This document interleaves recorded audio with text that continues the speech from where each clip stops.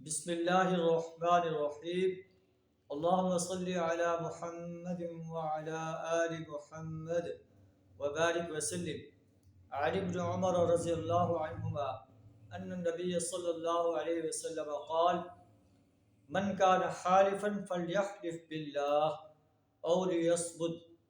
حضرت عبداللہ بن عمر رضی اللہ تعالیٰ عنہما بیان کرتے ہیں کہ نبی صلی اللہ علیہ وسلم نے فرمایا، جو شخص قسم اٹھانا چاہے فلیحلف باللہ، اسے چاہیے کہ اللہ کی قسم اٹھائے، اللہ کے علاوہ کسی اور کی قسم اٹھانا جائز نہیں ہے۔ او لیصمت، یا پھر خاموش رہے۔